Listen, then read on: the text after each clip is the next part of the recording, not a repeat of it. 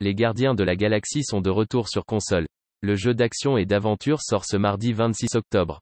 Star-Lord, Gamora, Drax, Rocket et Groot toujours unis pour sauver l'univers dans une réinterprétation du studio Eidos Montréal.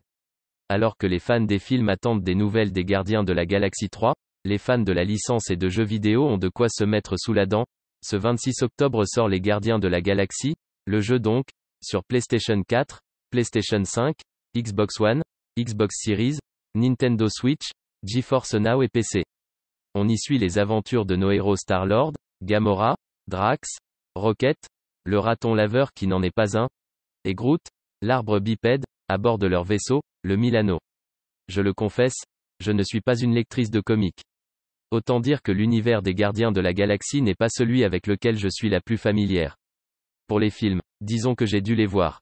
Ce qui a imprimé dans mon esprit, Chris Pratt et la bande-son, sans oublier ce clip fantastique avec David Hasselhoff.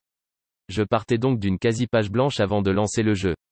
En conclusion, ce Gardien de la Galaxie fera le bonheur des amateurs de la licence et se rend tout à fait accessible à ceux qui n'y connaissent rien. Malgré une structure qui peut paraître classique aux habitués des jeux d'action, le titre est bien rythmé et malin avec son système de coopération entre les personnages.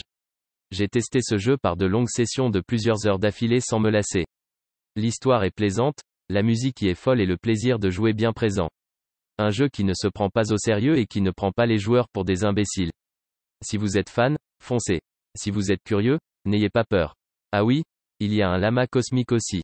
Test réalisé sur une version fournie par l'éditeur sur PlayStation 5 après une petite quinzaine d'heures de jeu, et encore de nombreux autres devant moi pour tirer toute cette histoire au clair.